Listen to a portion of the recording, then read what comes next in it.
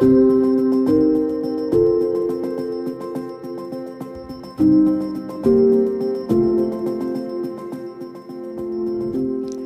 le phénomène du nationalisme et patriotisme ukrainien échappe aux lectures occidentales ?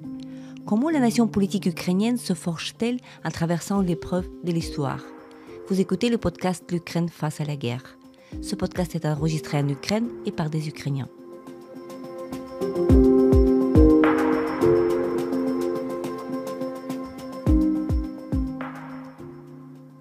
Dans ce podcast, nous racontons comment l'Ukraine continue à vivre et à résister face à l'agression russe. Nous proposons des analyses, mais aussi des témoignages.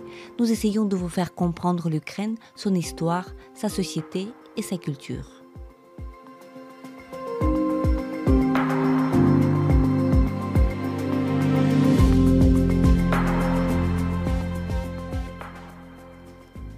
Je m'appelle Tetiana Ogarkova, je suis universitaire et journaliste, responsable du département international à l'Ukraine Crisis Media Center, une ONG dont la mission est d'informer le public étranger sur l'Ukraine. Avec moi, Stéphane Siohan, journaliste français basé en Ukraine depuis 2013. Co-auteur du livre Volodymyr Zelensky, Dans la tête d'un euro, Stéphane s'est longuement penché sur le phénomène du nationalisme ukrainien. Il s'intéresse aux mutations de l'identité politique ukrainienne et cherche à comprendre comment sont-elles accélérées par la guerre.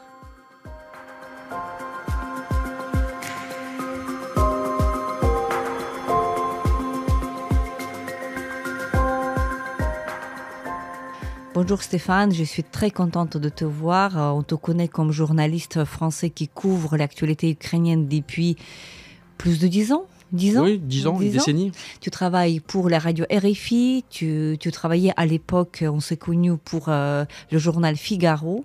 Aujourd'hui, tu travailles pour Libé, pour un nombre, pour Le Temps aussi, en Suisse, pour un nombre d'autres médias.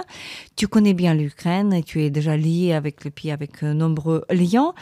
Mais je voudrais d'abord commencer par, en revenant en arrière et te demander à quoi ressemblait l'Ukraine au moment où tu es venu pour la première fois. C'était un tout autre pays. Je crois que la première fois que je suis venu en Ukraine, c'était en janvier 2010, si je me souviens bien. En tout cas, c'était une nuit de tempête de neige au mois de janvier où je me suis retrouvé dans un hôtel un peu soviétique du boulevard Taras Shevchenko. C'était l'hôtel Saint-Pétersbourg, je me souviens bien, qui était très très vieux à l'époque. Et j'ai l'impression qu'un siècle s'est passé entre la ville de Kiev que j'ai découvert en 2010 et le Kiev dans lequel j'habite aujourd'hui. J'ai le souvenir d'avoir eu des impressions assez mitigées. Alors, je suis intéressé par les pays de l'Est de manière générale, donc j'étais content d'être là. Mais j'ai mis beaucoup de temps à aimer la ville. Je trouve qu'à l'époque, elle avait un vernis post-soviétique un petit peu plus important, même beaucoup plus important qu'aujourd'hui. On était encore dans cette ère des bars à sushi, des cafés à chocolat, les mêmes branches qu'on retrouvait à Moscou. Et j'avais pas l'impression que Kiev se différenciait autant que ça d'autres villes post-soviétiques dans lesquelles j'avais pu me rendre. Il y avait encore donc ce vernis de l'époque post-soviétique, et puis on était en plein milieu de l'ère Yanukovych. L'élection avait eu lieu, il y avait beaucoup de désenchantement dans la société, et c'était une ambiance qui était très bizarre où au bout de quelques jours on commençait à discuter avec les gens, à faire des interviews, prendre des contacts. Je sentais beaucoup de résignation, beaucoup de désenchantement, l'impression d'être dans un pays où la société se rendait compte qu'elle avait fait une énorme bêtise en élisant ce président, et où je n'avais pas perçu immédiatement le ressort qu'on allait retrouver quelques années après durant la révolution de Maïdan. Et voilà, pendant 2-3 ans, je suis venu très très régulièrement j'habitais encore à Paris, mais je suis venu pour le tournage d'un documentaire, je suis venu en reportage très régulièrement, mais en tout cas, si jamais je compare l'Ukraine de 2010 à celle d'aujourd'hui, c'est plus du tout le même pays. C'est une autre planète, comme on dit. C'est notre planète. Sans doute un tournant important, un tournant historique, c'était l'époque du Maïdan. Je me souviens de toi à Maïdan, en tant que journaliste, tu couvrais cet événement historique pour des médias français à cette époque-là. Qu'est-ce que Maïdan était pour toi? Et qu'est-ce que tu as appris sur l'Ukraine lors de cette protestation qui avait duré, rappelons-nous, plus de 3 mois? C'était en novembre, décembre, même 4 mois, janvier et février 2014. Tu sais, on pourrait faire une émission entière sur cette question-là, mais Maïdan a été une forme de surprise pour moi à l'époque. Je m'y attendais absolument pas. Alors que la guerre de 2022 n'a pas été une surprise pour moi, on pourra y revenir tout à l'heure. Mais Maïdan, pour moi, a été un moment de révélation dans ma connaissance de l'Ukraine, un pays que je fréquentais depuis, on va dire un petit peu plus de 3 ans, où j'ai découvert des valeurs politiques totalement différentes des pays de la région. Et pour moi, ça a représenté un moment où la conscience politique ukrainienne et les valeurs modernes ukrainiennes ont commencé à se décanter par rapport à ce magma post-soviétique qui avait enveloppé la Russie, l'Ukraine, la Biélorussie, partiellement le Caucase. Et je crois que... Mais ça, c'est des réponses que j'ai eues après la Révolution, parce que forcément, sur le moment, on vit les événements.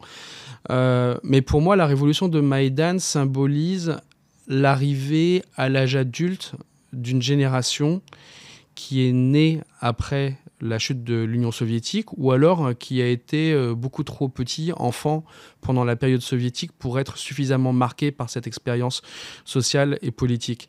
Et dans les années 90 et 2000, la génération des adultes qui avait le pouvoir politique, économique et symbolique, c'était la génération qui avait été adulte dans les années 1980. Tous ces hommes politiques, ces hommes d'affaires, et qui ont construit le système tel qu'on le connaît. Et je crois que Maïdan représente l'émergence d'une nouvelle génération à l'âge adulte et à l'âge des responsabilités. C'est un processus qui se poursuit aujourd'hui et qu'on voit arriver à maturité dans la manière dont l'Ukraine mène cette guerre. Mais pour moi, principalement, Maïdan est le début difficile, parfois maladroit, très émotif, d'élaboration d'un corpus de valeurs politiques modernes qui fondent une nation politique. Et je crois qu'il a fallu 30 ans avant que ça arrive, après 30 ans d'indépendance. Et Maïdan a fait passer l'Ukraine dans une nouvelle ère de son histoire. Oui, 30 ans, mais à l'époque, c'était 20 ans et quelques après l'indépendance, puisque là, on parlait il y a déjà 30 ans. Je me rappelle, nous enregistrons cet entretien avec toi sur la place de l'Europe, en Ukraine, à Kiev, en fait, la maison ukrainienne, juste à quelques centaines de mètres, n'est-ce pas, de la rue Grushevska, la rue où il y avait, je me rappelle aussi très bien, des barricades sous la neige, il y avait des échanges de violences entre les protestants de Maïdan et Berkut, à l'époque, c'est comme ça que s'appelait la police. Je me rappelle aussi qu'il y avait ce mot nationaliste radicaux qui semblait intéresser la presse internationale. En tout cas, il y avait beaucoup de questions qui allaient dans ce sens. Est-ce que vous voyez des groupes des ultra-nationalistes, etc. Je sais que tu avais beaucoup travaillé sur la question à cette époque et aussi plus tard. Nous allons y revenir lors de l'année 2014-2015. En jetant un regard comme ça en arrière, on comprend, nous, les Ukrainiens, qu'il y avait beaucoup d'éléments qui étaient fournis à la communauté internationale par la propagande russe, de vouloir présenter Maïdan comme, justement, un coup d'État, une révolte des ultranationalistes. Est-ce que tu penses que c'est vrai? Est-ce que tu penses dans ce sens? Tu vois la situation autrement? Alors, je suis à la fois d'accord et pas totalement d'accord avec toi. Je vais élaborer un petit peu. Je ne crois pas que la presse internationale ou française est tombée dans un prisme de propagande de la Russie qui a voulu présenter le mouvement de Maïdan ou tout ce qui a suivi comme le parangon du nationalisme ukrainien tel qu'on l'a toujours connu dans l'histoire, pendant la Deuxième Guerre mondiale, etc. Sur cette question du nationalisme ukrainien, nous, journalistes, on est dans une position un tout petit peu bizarre. Soit on n'en fait pas assez et on se fait taper dessus du côté français ou du côté occidental, ou soit on en fait trop, ou on a l'impression de faire ce qu'il faut, et là on se fait taper dessus côté ukrainien parce qu'on met trop l'accent sur la question. Et je crois qu'au final, on est plutôt pas mal au niveau de la balance. Moi, je crois pas que c'est une histoire de propagande russe. Le nationalisme ukrainien, il existe dans un pays qui a connu très peu de périodes d'indépendance sur les 4 derniers siècles. Maintenant, il faut le savoir le remettre à sa place.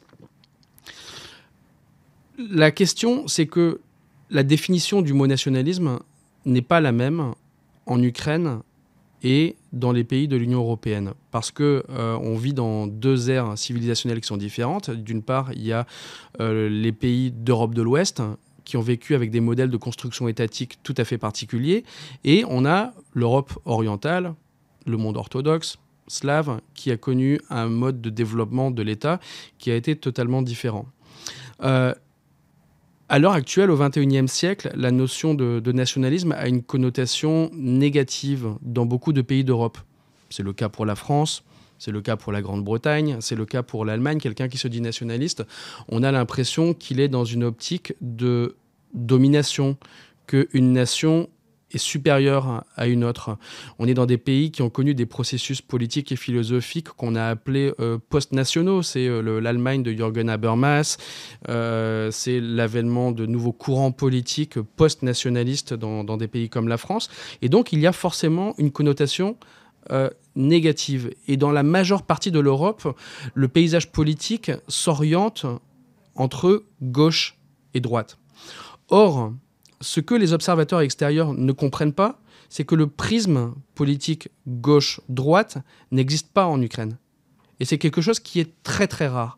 Le prisme de division politique en Ukraine est, selon que l'on a un degré de tolérance ou de non-tolérance par rapport à la Russie et par rapport à une dépendance avec la Russie, et également par rapport à une certaine forme de libéralisme au niveau politique et économique. En gros, on a une partie du spectre politique qui se divise entre les gens qui sont plutôt, on va dire, les paternalistes et corrompus et pro-russes, et les gens qui souhaitent un mode d'évolution de la société dans un sens plus libéral, avec plus de liberté et de responsabilité individuelle, et moins de corruption dans la société, et l'avènement de l'état de droit. Voilà, ça c'est les véritables lignes de fracture politique en Ukraine. Et beaucoup d'observateurs extérieurs, et notamment la presse internationale, dans les rédactions, ne comprennent pas qu'on ne peut pas regarder l'Ukraine avec les mêmes lunettes politiques que d'autres pays. Et dans ce contexte, je crois qu'il y a eu beaucoup d'erreurs d'interprétation de ce qu'était la question nationale pendant Maïdan et pendant les années qui ont suivi. Oui, tout à fait. Je serais absolument d'accord de dire que le nationalisme ukrainien qu'on observe ici en Ukraine, qui est bien sûr un phénomène qui existe, c'est un nationalisme de défense en quelque sorte. Celui qui se dit nationaliste en Ukraine veut dire qu'il refuse la dominance russe, souvent.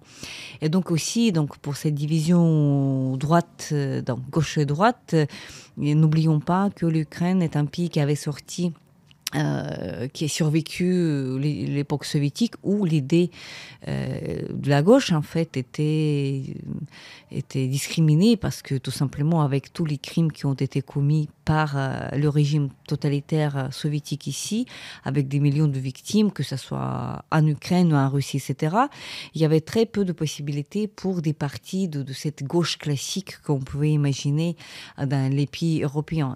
Et c'est vrai que quand on dit nationaliste en Ukraine, ça veut dire un peu autre chose que quand on dit nationaliste comme ça, borné en France ou en Angleterre ou en Allemagne. Mais cela dit, la question du nationalisme est intéressante à analyser en Ukraine. Et on est dans le cadre d'un nationalisme de défense anticolonial vers la cristallisation d'une nouvelle identité politique, d'une nouvelle forme de patriotisme. Cependant, moi, je crois qu'on a eu raison, les journalistes étrangers, de mettre le doigt sur certaines questions, de mettre le doigt sur certains mouvements. On a eu le droit de parler de Azov. C'était des choses intéressantes qu'il fallait aborder. Moi, avec le recul des 10 ans maintenant, ce que je vois, c'est qu'il y a eu, après Maïdan, un retour de bâton nationaliste. Il y avait un besoin, sans doute, de nationalisme dans la société. Et parfois, lorsque j'ai couvert la guerre du Donbass, j'ai été un petit peu mal à l'aise avec la manière dont ce nationalisme s'est exprimé dans la société, parce que j'avais l'impression que le courant national-libéral qui avait pris le pouvoir symbolique et politique après Maïdan faisait une certaine forme de rattrapage très rapide. Il fallait rattraper les années. Et puis, il y avait l'agression russe qui faisait que, il fallait avoir des acquis absolument tout de suite en designant des législations, en donnant de nouveaux codes culturels dans le pays. Et parfois, j'ai été un tout petit peu mal à l'aise avec la manière dont une partie de l'élite culturelle a souhaité imposer de nouveaux codes culturels nationaux partout dans le pays.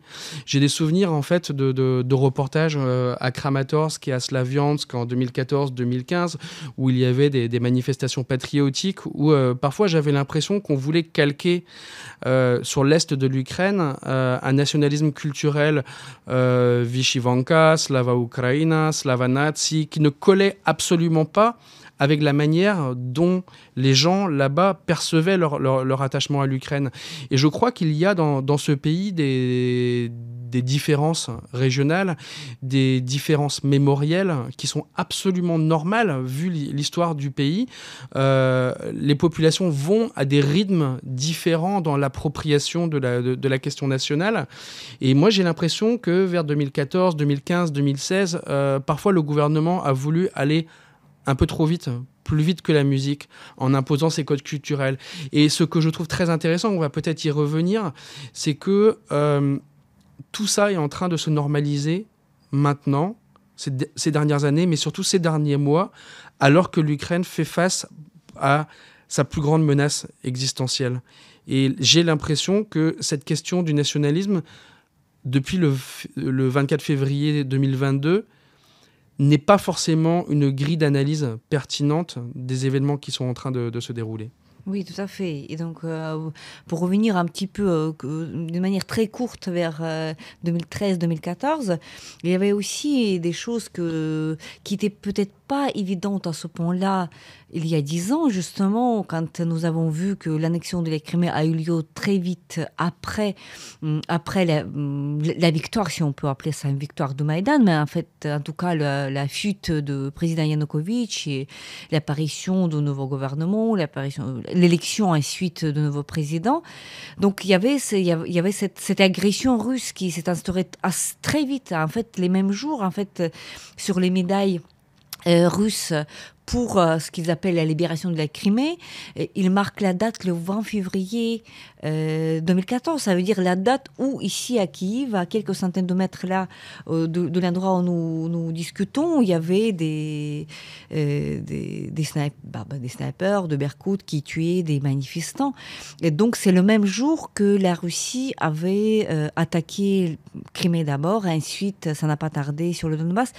Est-ce que toi, parce que tu te trouvais à l'intérieur depuis, est-ce que tu comprenais à ce moment-là l'imminence de cette agression russe? Est-ce que tu comprenais, comme on le comprend aujourd'hui, pourquoi la Russie devait attaquer l'Ukraine tout de suite après la victoire de Maïdan? Ouais, j'ai le souvenir d'une discussion dans un café juste à la fin de Maïdan avec un confrère français qui trouvait que pendant toute cette période-là, on avait sans doute surestimé l'importance de la Russie sur tout ce qui s'était déroulé à Kiev. Et j'étais un tout petit peu tombé des nues parce que, en fait, quand on commence à s'intéresser à cette zone, on se rend compte que le nerf sensible de toute cette zone géographique, c'est Kiev. C'est Kiev qui est la question importante pour la Russie. La Crimée, c'est important, bien entendu, mais c'est pas aussi important que Kiev. Le Donbass, c'est pas la question. Je crois que lorsqu'un événement politique, civique, identitaire de la taille de Maïdan se déroule dans une ville comme Kiev, avec l'histoire qu'elle a, et que l'on connaît à travers les grands livres d'histoire de l'Ukraine, on touche au nerf sensible de la Russie. Parce que l'identité moderne, impériale russe n'est possible qu'en exerçant une certaine forme de contrôle, soit direct ou indirect, symbolique, politique, économique ou religieux, sur Kiev et sur tous ses symboles. Et les symboles de Kiev, c'est Sainte-Sophie, c'est les lords de Petchersk, c'est les monuments religieux, c'est la statue de Saint-Volodymyr. On est dans cet ordre-là. Et j'avais pas toutes les clés en main à la fin février 2014. Mais j'ai quand même eu l'impression de vivre un véritable séisme, d'avoir que la fin de la révolution de Maïdan et la fuite du gouvernement Yanukovych était un tremblement de terre dont je ne percevais pas encore les répliques, et elles sont arrivées très vite, en Crimée, dans le Donbass, en 2022. Mais oui, en effet, j'avais l'impression d'être à l'endroit où deux plaques tectoniques étaient en train de rentrer en confrontation. Oui, tout à fait. Donc là, c'était clair et c'est avec le temps, c'est avec le recul qu'on voit beaucoup plus clair dans cette histoire. Voilà, donc l'histoire de la recherche de la domination russe qui est cherchée depuis des années, bien sûr économique, politique, ils ont échoué. Ensuite, rappelons-nous bien les accords de Minsk, soi-disant discutés dans le format Normandie. Rappelons-nous, pendant 8 ans. Donc, c'était une manière de contrôler l'Ukraine d'une manière diplomatique, n'est-ce pas, de faire de la sorte, de faire l'Ukraine accepter de facto les territoires qu'elle ne contrôlait pas, notamment sur le Donbass. Ça a échoué. Donc, ce qui est resté à Poutine, c'est cette voie militaire, donc de la domination militaire, qui sont en train, comme nous, on espère, les Ukrainiens, ils sont en train d'échouer aujourd'hui, mais bien sûr que la fin de la guerre est très loin du moment où nous parlons. Pour revenir un peu une fois en arrière, tu as beaucoup couvert la guerre dans sa première étape, notamment à Donbass. Tu as beaucoup écrit, je me rappelle, tes reportages sur les bataillons volontaires, comme on appelait ça à l'époque, bataillons volontaires, c'est-à-dire que les bataillons qui n'étaient pas, même au départ, dans l'année 15, si je ne me trompe pas encore intégrés aux forces armées ukrainiennes. Et pour revenir à notre question, à la question qui me hante, qui m'intéresse, sur le nationalisme, qu'est-ce que tu as pu observer et quelles sont tes grandes conclusions, en fait, fruit des observations pendant des années sur cette évolution? Oui, j'ai beaucoup travaillé sur les bataillons, mais parce que ça a été une continuité du travail qui avait commencé sur Maïdan. À la guerre en 2014, il y avait l'armée régulière qui était dans un état absolument lamentable. 6 000 hommes en état de combattre au début de la guerre. Et puis il y a eu ces groupes volontaires, patriotes, nationalistes, parfois d'extrême droite, qui se sont créés, dont beaucoup avaient des connexions de la place Maïdan. Il y avait des réseaux de sociabilité qui se mettaient en marche. Néanmoins, ça n'a pas été la majeure partie de mon travail sur plusieurs années. Ça a été un chapitre, je dirais, de la couverture de la guerre du Donbass que j'ai fait. Pour moi, c'est relativement simple. Les bataillons volontaires en 2014-2015, qui sont d'ailleurs un phénomène qu'on voit beaucoup moins aujourd'hui, tout ça a muté, était la cristallisation d'une époque qui était celle de la destruction quasi totale de l'armée ukrainienne, de l'incapacité de l'État à se défendre par lui-même. On dit tout le temps que l'État a le monopole de la violence légitime, et la violence légitime de l'État, en 2014, elle n'allait pas très très bien. Sauf qu'il y avait bien sûr l'influence russe dans cette destruction, dans cette faiblesse de l'armée ukrainienne. Ah, tout à fait, il y avait l'influence russe, mais bon, il y avait également des années de gabegie sous Yanukovych et sans doute les gouvernements précédents également, un sous-investissement chronique, et puis une armée ukrainienne qui a été formée dans le moule soviétique, qui était une cousine très très proche de l'armée russe. Et les groupes qui se sont créés à ce moment-là ont été une sorte d'anticorps qui a permis à l'Ukraine de se défendre pendant cette première phase de la guerre. Et ça a été une sorte de carrefour de différentes influences où on retrouvait un petit peu à la fois le meilleur et le pire de la société ukrainienne dans un contexte assez anarchiste. C'était à la fois le produit d'une époque, le produit de Maïdan. C'était le produit du nationalisme ukrainien contemporain des 25 dernières années, avec ces groupes qu'on connaît depuis 20-30 ans, les groupes comme Una-UNSO, qui ont porté une tradition militariste ukrainienne pendant les années 90 et 2000, pendant les premiers conflits de la période post-soviétique, en Transnistrie, en Géorgie, en Tchétchénie. C'est également pour moi le retour sur le devant de la scène à l'époque contemporaine d'une tradition politique et militaire cosaque, d'un mode d'organisation militaire qui ne correspond pas au canon de ce qu'on peut attendre d'une armée moderne. C'est également le retour au XXIe siècle d'une façon de faire de la guerre comme il y a 100 ans. J'ai le souvenir de groupes volontaires qui revendiquaient l'héritage de Nestor Marno, oui, dans la manière de mener le combat.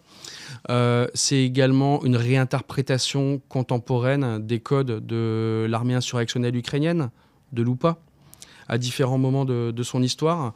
C'est un endroit, les bataillons volontaires, où se sont croisés dans un creuset la frange libérale de la société ukrainienne et sa frange nationale conservatrice, et qui ont créé un système qui a permis de défendre l'Ukraine à un moment donné de son histoire où elle était très très faible. Et puis il y a également la question de l'extrême droite. Elle était présente dans ces groupes. Je l'ai rencontré à plusieurs reprises. Je l'ai documenté dans mes articles. Le bataillon Azov de 2014 était une formation néo-nazie d'extrême droite. C'est un bataillon qui a totalement muté par la suite, dès le moment où il a été intégré dans la garde nationale ukrainienne, parce que je crois qu'à un moment donné, l'État ukrainien s'est rendu compte du danger politique et institutionnel d'avoir des forces à la fois militarisées et politisées qui échappaient à son contrôle. Que ce soit le bataillon Haïdar, que ce soit le bataillon Azov ou n'importe quel autre bataillon. Et il y a eu cette grande vague vers 2016-2017 d'intégration de ces bataillons dans l'armée régulière ou dans la garde nationale, donc le ministère de l'Intérieur, qui était une façon pour l'État de reprendre le contrôle de la violence légitime. Et d'ailleurs, c'est un processus qu'on a connu dans différents pays au moment de différents conflits. En France, on oublie souvent qu'après la Deuxième Guerre mondiale, le général de Gaulle a intégré les francs-tireurs partisans de la résistance communiste au sein des institutions, en créant une institution qui est devenue les CRS, les compagnies républicaines de sécurité chargées du maintien de l'ordre. Et c'était une façon de garder dans le giron de l'État une force politique communiste qui pouvait éventuellement représenter un danger pour l'État. Et je crois que ces processus d'institutionnalisation sont assez récurrents dans l'histoire. Et depuis, les bataillons volontaires sont totalement rentrés dans le giron, se sont intégrés soit dans l'armée, soit dans les services du SBU, soit dans la garde nationale. Et le bataillon Azov est devenu ni plus ni moins qu'une troupe d'élite du ministère de l'Intérieur, avec sans doute 20% ou un quart de personnes qui sont encore politisées entre un nationalisme conservateur ou des éléments d'extrême droite, mais avec un groupe qui est devenu professionnel au service de l'État et non pas au service d'une cause politique. Et je crois que c'est ce qu'on a vu à Mariupol au printemps. Donc voilà, il y a eu une évolution avec un moment qui était celui de 2014-2016, je dirais, et ensuite une rationalisation de tous ces groupes.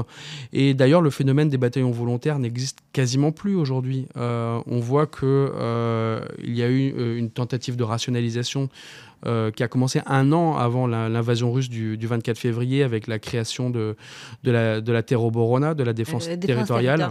Oui, une armée de civils, comme on dit. Oui, tout à fait. D'ailleurs, un concept qui a été influé par des parlementaires qui eux-mêmes sont passés par les bataillons volontaires. Je pense à Andrei Charaskhin, notamment.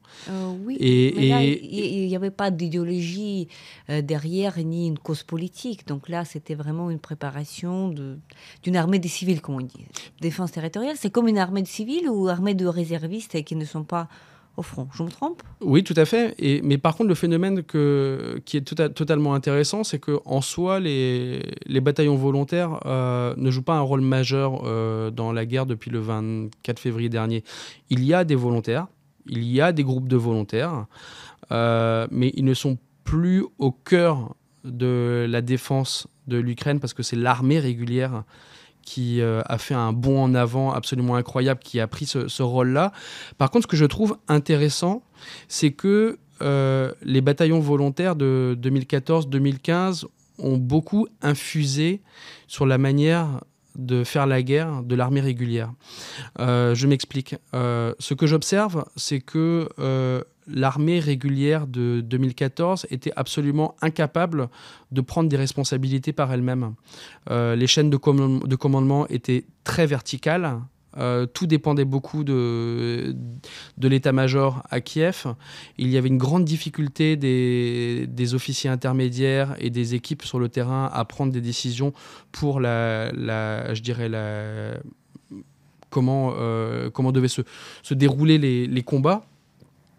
Et ce qui s'est passé depuis 2014, c'est que l'armée ukrainienne a fait une mue complète qui, à travers son interaction avec les armées occidentales, et je pense que les formations qui se sont déroulées depuis 8-9 ans avec des officiers, qu'ils soient américains, canadiens, baltes, britanniques ou français, ont apporté dans l'armée ukrainienne cet esprit de responsabilité et cette capacité des échelons intermédiaires à prendre des décisions en temps et en heure. Mais je crois également que cet esprit d'inventivité, de cosaquerie, d'horizontalité des bataillons a également changé de fond en comble la manière dont les Ukrainiens, dont les soldats ukrainiens font la guerre. Et je crois qu'en fait, maintenant, les bataillons volontaires n'existent plus, mais ils sont dans l'armée ukrainienne. Oui, ce qui explique, et donc cette horizontalité, elle explique en partie, peut-être en grande partie, les réussites ukrainiennes sur le champ de bataille. Pour revenir quand même au 24 février 2022, donc cette mutation que tu as très bien décrite des bataillons volontaires vers l'armée régulière, vers les forces armées ukrainiennes, une mutation qui a pris quelques années, ça n'a pas empêché, malgré tout, à la Russie, notamment Vladimir Poutine, de proclamer les objectifs de son opération spéciale, comme il appelle cette guerre, la dénazification, c'est-à-dire le mythe de l'Ukraine nazie militarisée était au cœur de son objectif premier.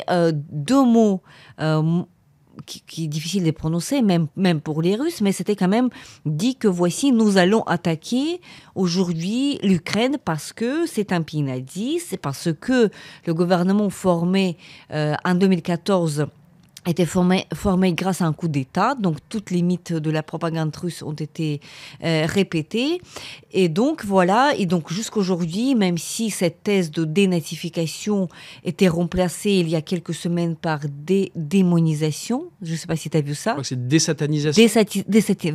Désatanisation, et même, comme dit Kadyrov, déchaïtanisation, ça veut dire un peu à la musulmane.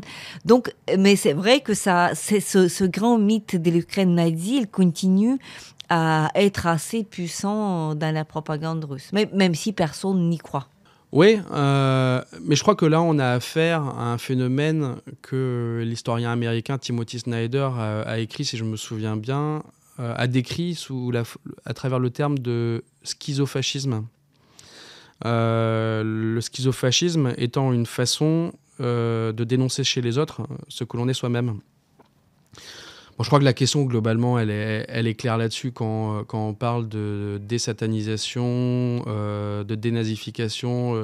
J'ai pas l'impression que beaucoup de monde est tombé dans le panneau. Non, mais pour moi, la question du nazisme en Ukraine, elle est claire comme de l'eau de roche. On est sur un pays où la question de ce qui s'est passé pendant la Deuxième Guerre mondiale est totalement instrumentalisée par la Fédération de Russie avec des objectifs politiques et aussi parce que l'État ukrainien, depuis 30 ans, n'a pas encore réussi à établir le narratif sur les événements d'une certaine époque. Et ce qui est tout à fait normal. En France, on a mis 40 ou 50 ans avant de le faire. On a mis à peu près... c'est Jacques Chirac qui a commencé à se prononcer sur les responsabilités de l'État français pendant la Seconde Guerre mondiale. En fait, on est dans l'utilisation, dans le champ politique et militaire, de questions qui sont historiques et mémorielles. La question de la place de l'extrême droite et du nazisme en Ukraine, elle est absolument claire, comme je l'ai dit. On a globalement une frange d'ultra-droite qui représente 1 à 2% dans la société. Ensuite, on a un courant que je pourrais qualifier de patriote. Et après, on va du national-conservatisme au national-libéralisme, qui représente grosso modo 25 à 30% de la société, et qu'on retrouve chez les gens qui n'ont pas voté pour Volodymyr Zelensky.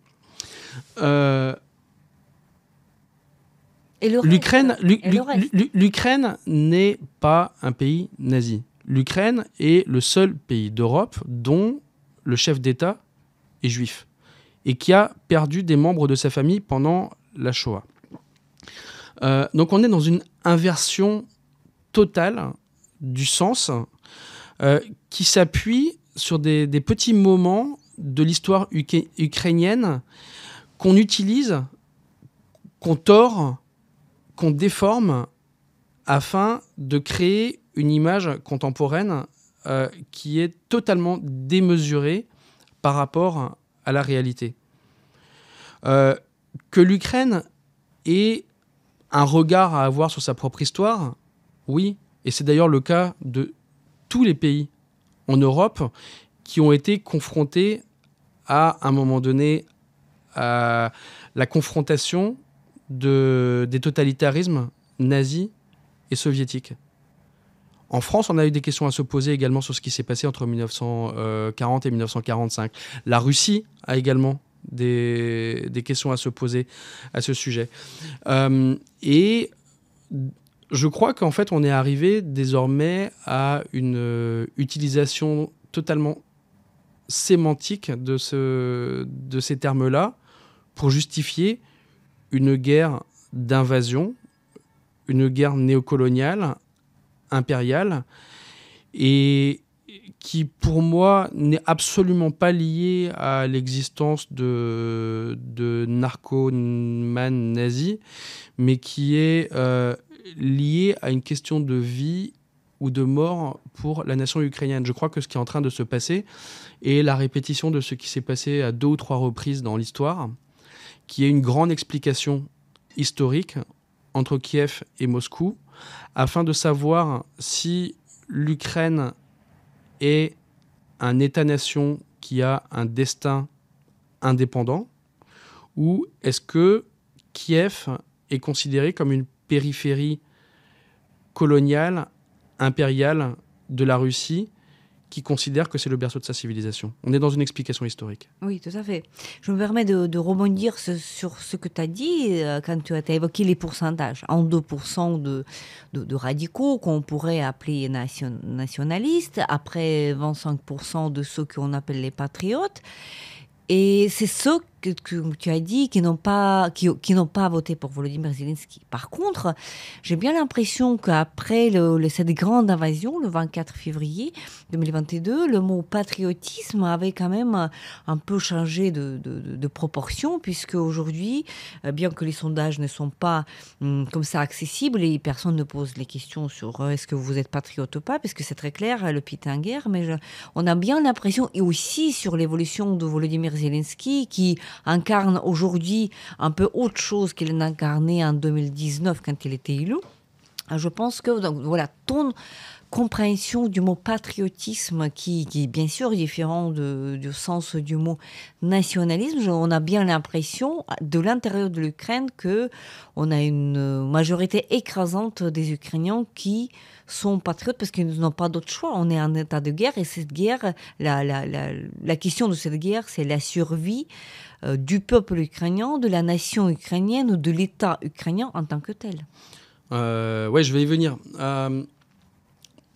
Je vais faire un petit détour personnel pour expliquer quelle est ma conception ou mon approche de la question nationale. J'ai 43 ans, je suis né en 1978. Je viens de Bretagne, dans l'ouest de la France. La région de France qui est la plus européenne.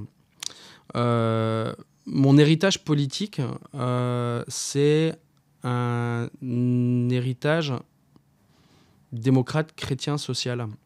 Je fais tout à fait partie de cette génération de jeunes Français qui est arrivée à l'adolescence ou à l'âge adulte au moment de l'Europe de Maastricht, avec une certaine volonté de dépassement du cadre national, parce que nous avions encore marqué au sein de nos familles la mémoire de la Deuxième Guerre mondiale, et que cet affrontement mortifère entre l'Allemagne et la France, et l'Allemagne et d'autres pays, a détruit le continent, et que l'Europe représentait une certaine forme de dépassement post-national qui permettait la paix sur le continent.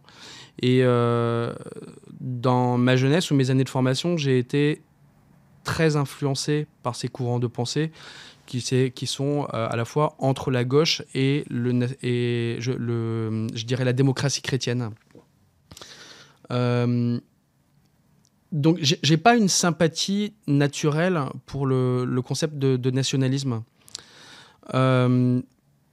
parce que beaucoup de moments dans l'histoire ont montré que le nationalisme passait souvent par l'affirmation d'une nation au-dessus d'une autre, avec des conséquences mortifères. Donc c'est un concept que j'ai appris à déconstruire. Maintenant, s'il y a quelque chose dont je suis totalement conscient depuis que j'habite en Ukraine et que j'ai un compagnonnage intime avec ce pays, c'est que ma définition de la nation et mon appréhension de la nation n'est pas forcément celle que je dois imposer aux Ukrainiens. Et je crois que une grande erreur que l'on fait souvent, et que beaucoup de médias font, que beaucoup d'observateurs font, sont de ne pas accorder aux Ukrainiens l'autonomie de définir par eux-mêmes ce qu'est le patriotisme ou ce qu'est le nationalisme. Parce qu'on n'a pas la même expérience historique. Et qui suis-je, moi, en tant que Français, jeune quadragénaire, pour imposer mon mode de lecture, ma grille de lecture aux Ukrainiens? Donc moi, je fais vraiment très attention sur ces questions pour ne pas avoir, à l'insu de mon plein gré, une imposition coloniale de nos modes politiques sur l'Ukraine. L'Ukraine se construit depuis 30 ans. Et je crois qu'on ne peut pas se mettre, nous, Français, Allemands, Britanniques, Espagnols, Italiens, à la place des Ukrainiens quand on a 20, 30 ans, 40 ans aujourd'hui, et qu'on vit dans un laps de temps entre la fin de l'URSS et avec la menace existentielle de la Fédération de Russie qui souhaite mettre fin à ce chapitre d'indépendance ukrainienne. Et on n'a pas à imposer notre vision et nos définitions. Et en ce sens, le concept du nationalisme à l'ukrainienne, pour moi, n'est pas quelque chose qui est forcément négatif. Et je le regarde en tant qu'objet mouvant depuis ces dernières années. Ce qui est très intéressant depuis 2 ans, depuis 3 ans. Je t'ai dit que parfois j'ai eu un petit peu de mal avec la manière dont ce nationalisme culturel ukrainien s'imposait parfois à des populations qui n'étaient pas encore mûres pour cela. Parfois, ça m'a fait sourire d'avoir donc des manifestations culturelles qui ressemblaient beaucoup plus à la Galicie, qui étaient organisées au fin fond du Donbass, avec des gens qui en avaient absolument rien à foutre, si tu me permets l'expression. Oui, Mais je crois, ce qui est assez étonnant, c'est que le concept de nationalisme et de patriotisme a beaucoup évolué depuis l'élection de Volodymyr Zelensky. Oui, j'ai bien l'impression que là, que le mot patriotisme et le mot nationalisme, et même la position politique de Volodymyr Zelensky, ce sont aussi des fruits de cette grande invasion. Il y a quand même un tournant aussi qui se passe dans les têtes et dans les esprits.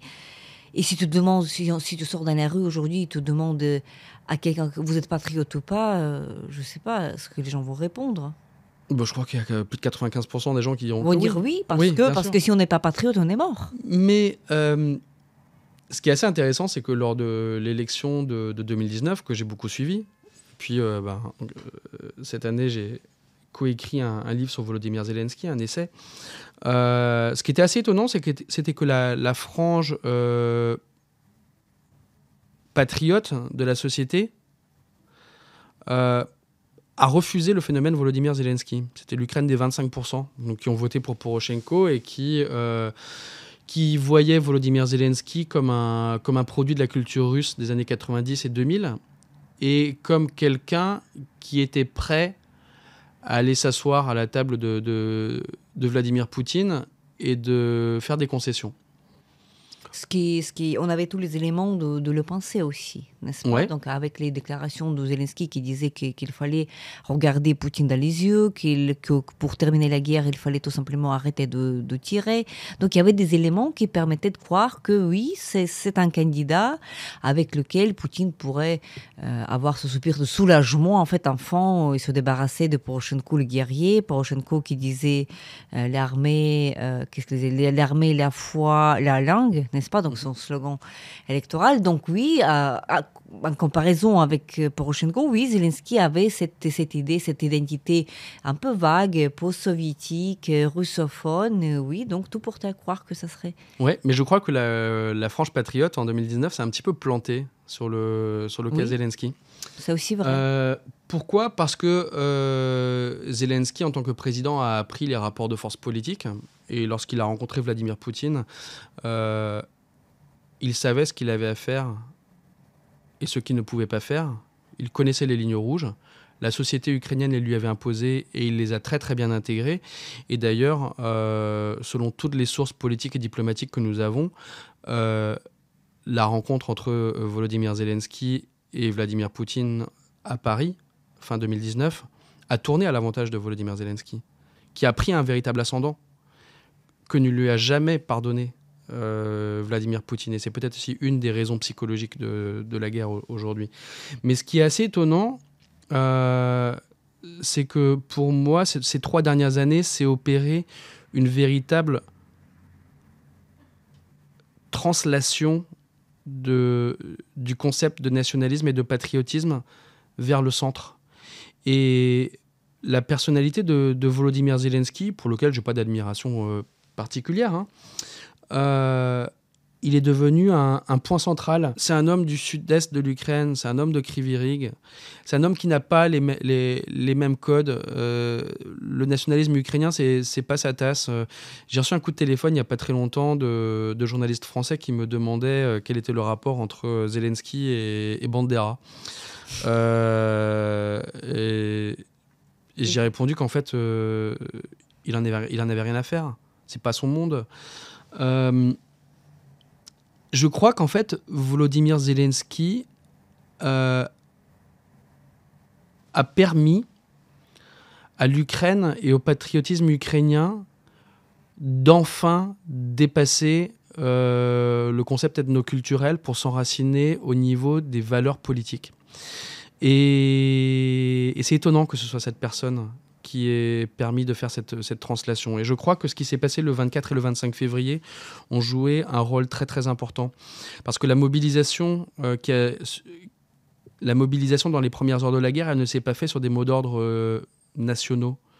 Elle ne s'est pas faite sur les drapeaux. Elle s'est faite sur la notion de courage, de résistance et de valeur. Et en l'espace de quelques heures, s'est cristallisé un moment extrêmement important. Volodymyr Zelensky, qui aurait très bien pu partir en Italie ou être évacué par les services américains ou français, oui. a fait le choix de rester. Et il a envoyé un signal.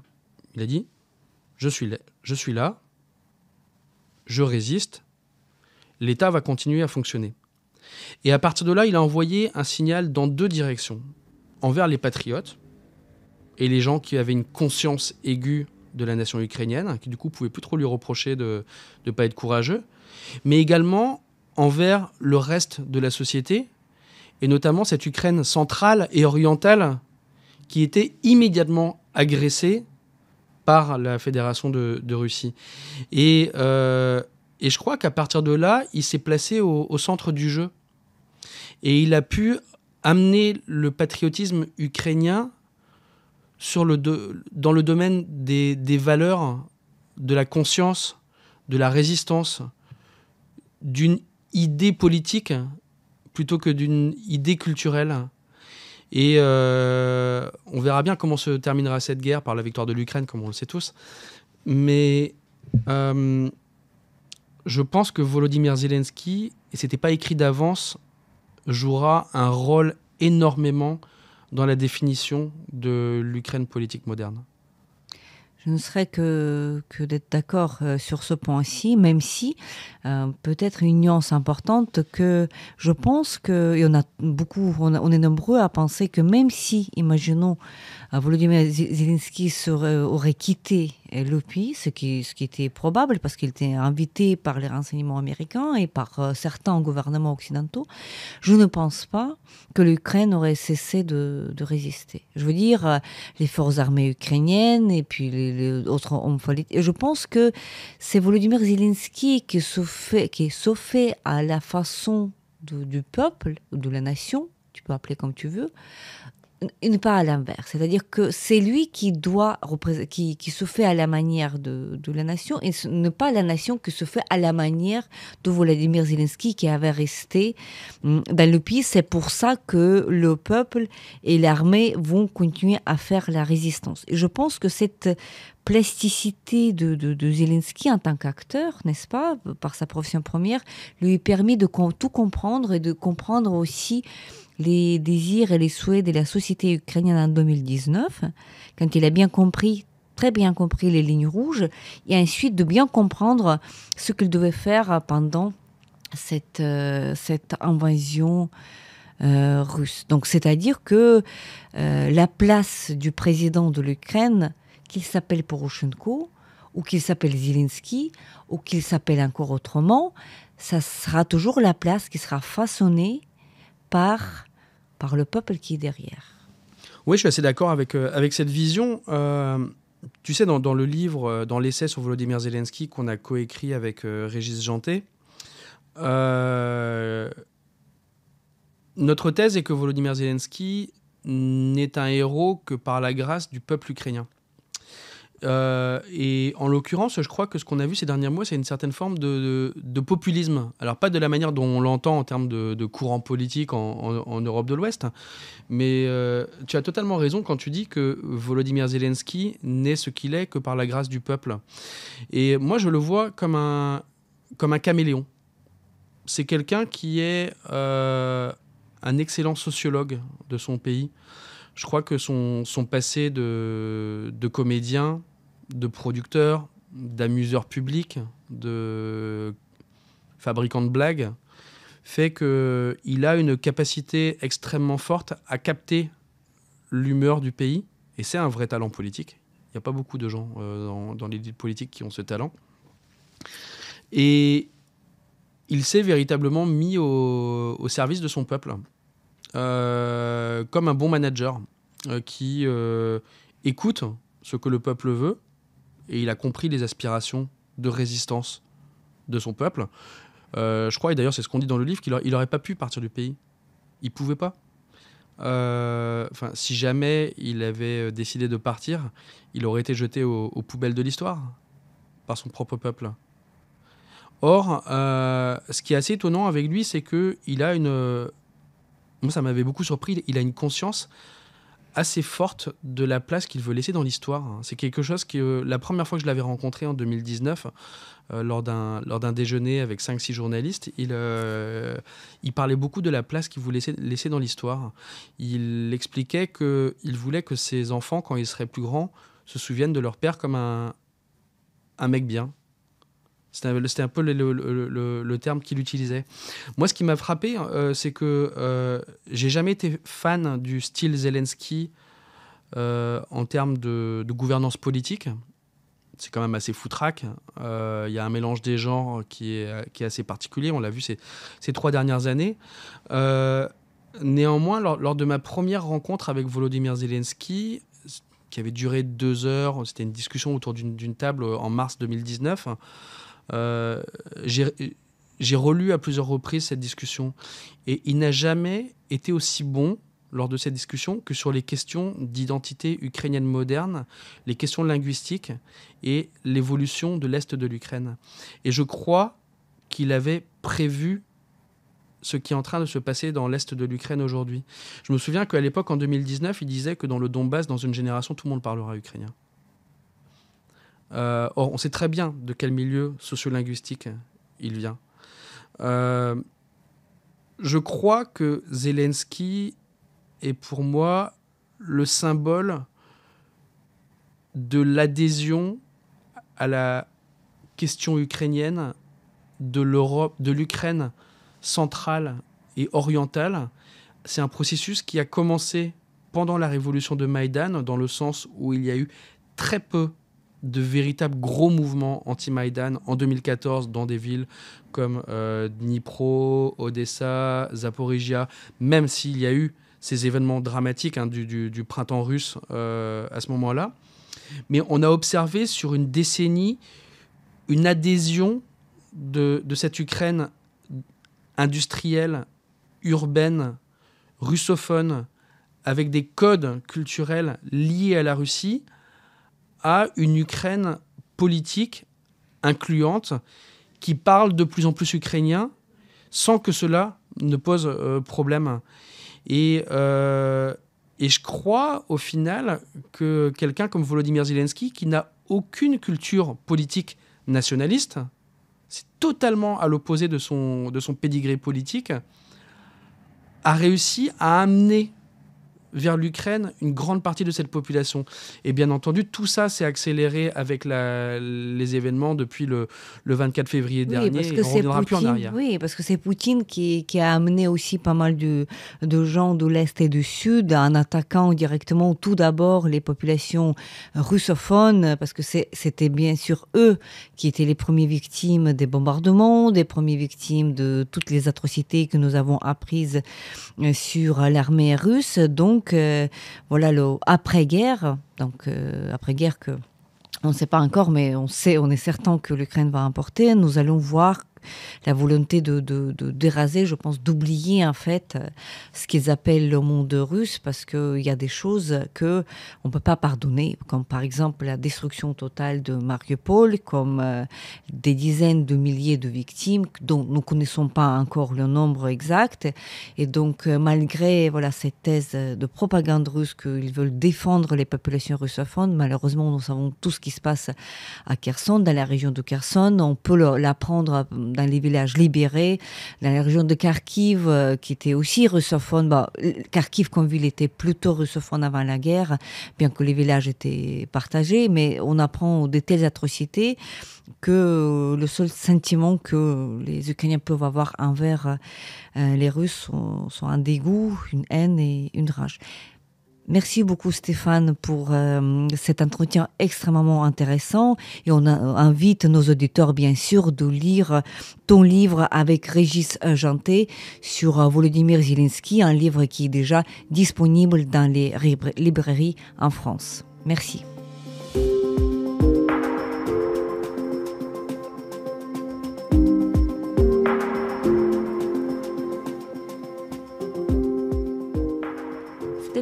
toute l'Ukraine face à la guerre. N'hésitez pas de partager cette émission. Nous n'allons pas tarder à enregistrer d'autres épisodes. Je m'appelle Tetiana Ogarkova. J'étais accompagnée par Stéphane Siohan, journaliste français qui couvre l'actualité ukrainienne depuis des années. Restez avec nous et soutenez l'Ukraine.